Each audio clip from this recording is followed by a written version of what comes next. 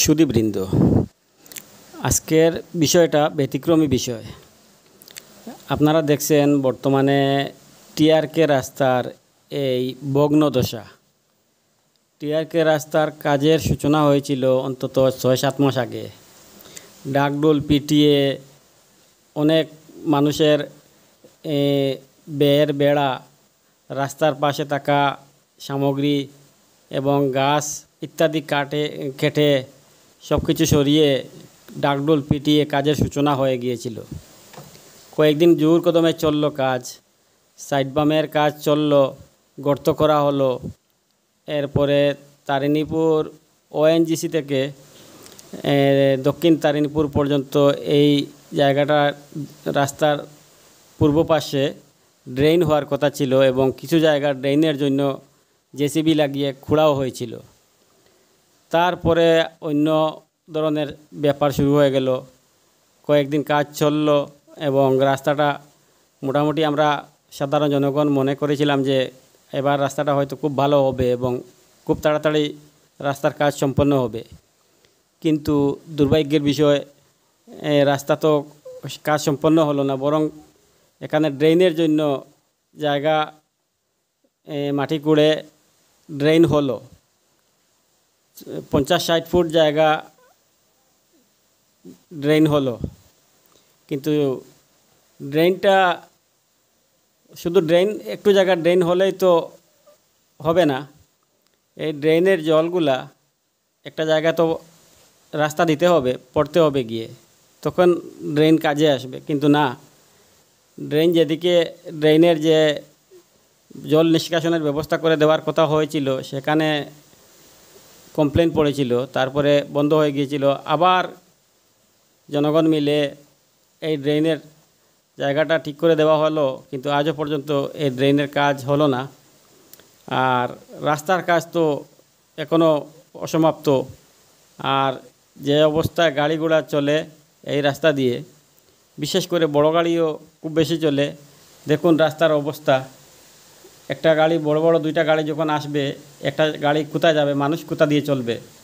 এই যে গর্তগুলো হলো এই রাস্তা দিয়ে অন্তত 5-6টা স্কুল আছে আশপাশ, সেই স্কুলের ছাত্রছাত্রীরা যাতায়াত করেন।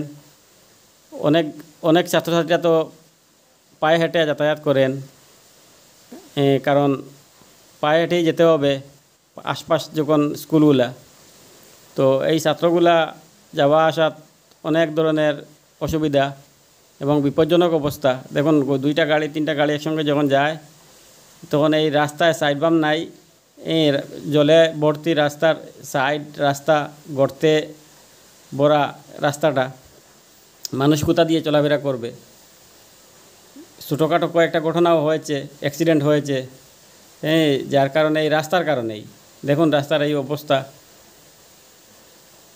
তো এটার জন্য দায়ী কে? এবং এর বিরুদ্ধে এই রাস্তাটা কাজ করার জন্য কে কথা বলবে? কেউ নেই। শুধু সোশ্যাল মিডিয়ায় আমরা ভিডিও করে দিলেই হবে না, পত্রিকায় নিউজ দিলেই হবে না। কয়েকদিন আগে আমাদের প্রত্যেক এলাকায় নির্বাচন হয়েছে এবং নির্বাচনের ফলাফলও বের হয়েছে এবং যারা প্রতিনিধি হয়েছেন তারা দায়িত্ব সমঝে নিয়েছেন।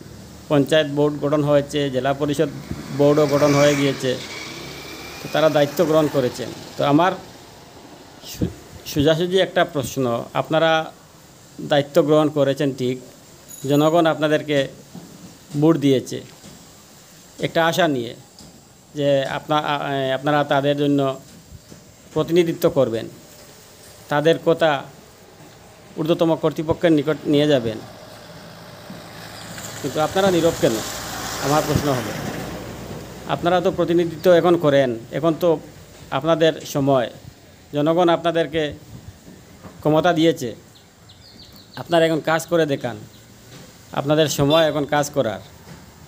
যদি আপনারা কাজ করেন, জনগণের জন্য কাজ করেন, তাহলে আগামী 5 বছর পরে আবারও জনগণ আপনাদেরকে সহযোগিতা করবে নিজের মূল্যবান ভোট দিয়ে। তো আমি অনুরোধ করছি যে আপনারা আপনাদের দায়িত্ব পালন করুন। এবং এই টিআরকে রাস্তার বেহাল অবস্থা নিয়ে আপনারা সরব হন। আপনারা কোথায় যাবেন, কি করবেন, আমাদের জনগণকে বলেন। আমরা আপনাদের সাথে থাকবো এবং সহযোগিতা করব। কারণ আপনারাই যদি নীরবে বসে থাকেন তাহলে সাধারণ জনগণ কোথায় যাবে এবং কী বলবে, কাকে বলবে, কার মারফতে বলবে? আপনাদের বিশেষ সহযোগিতার প্রয়োজন। আপনারা এই টিআরকে রাস্তার কাজের জন্য কি করতে লাগে আপনারা পদক্ষেপ নেন, দেখবেন আপনার পিছনে অনেক মানুষ থাকবেন। দেখুন এখানে যদি একটা দুর্ঘটনা ঘটে তাহলে আপনাদেরকেই তো এগিয়ে আসতে হবে। রাস্তার এই যে সাইডে দেখেন কি অবস্থা, যদি এরকম থাকে তাহলে বিরাট অসুবিধার সম্মুখীন জনগণ হচ্ছে এবং আরও হয়তো বিভিন্ন ধরনের দুর্ঘটনাও ঘটতে পারে। তো আমি অনুরোধ করছি আপনারা সহযোগিতা করুন, জনগণের পাশে থাকুন এবং জনগণের হয়ে কথা বলুন। দেখুন এখানে পুকুর সম অবস্থা, গর্ত, জল, মানুষ যাবে কোথায়, গাড়ি কোথা দিয়ে যাবে, ছাত্রছাত্রীরা কোথা দিয়ে যাবে। তারপরে এখানে শেষ নয়, গৃহপালিত গরু, ছাগল এবং মুরগ, হাঁস এইসব তো এই রাস্তায়। ওই দেখুন এখানেই হাঁস আছেন, একটা গাড়ি আসলো এবং এই হাঁসকে বাঁচানোর জন্য মানুষ মারবে, মানুষকে বাঁচানোর জন্য হাঁস মারবে। এভাবেই ঘটনা ঘটতে পারে। ঘটনা বলে তো ঘটে না, হঠাৎ এর জন্যই তো দুর্ঘটনা বলা হয় এদেরকে। এই দেখুন ছাগল, এভাবে ঘটলে, এভাবে থাকলে তো এরকম ঘটনা ঘটতে পারে। রাস্তার দুই পাশে গর্ত হয়ে গিয়েছে। তো আমি আশা করছি এবং অনুরোধ করছি এই রাস্তায় যারা ঠিকাদারি করছেন এবং ইঞ্জিনিয়ার যারা আছেন, দয়া করে আপনারা এই রাস্তার কাজটা সম্পন্ন করুন এবং একটা ব্যবস্থা নিন এবং খুব তাড়াতাড়ি কিছু একটা করেন, নইলে বিরাট বিরাট দুর্ঘটনা ঘটার সম্ভাবনা থাকতে পারে। দেখুন আপনারা, এটা শুধু মুখের কথা নয়, আপনারা ভিডিওতে দেখুন কী অবস্থা রাস্তার।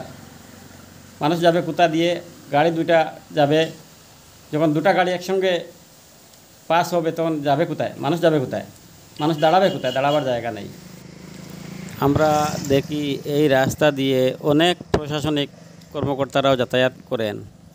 তো আমরা অনুরোধ করছি, আপনাদের দৃষ্টি আকর্ষণ করছি, আপনারাও আপনাদের এই রাস্তায় দৃষ্টি রাখুন, কারণ আপনারাও তো এখানে এই রাস্তা দিয়ে যাতায়াত করতে অসুবিধা হয়।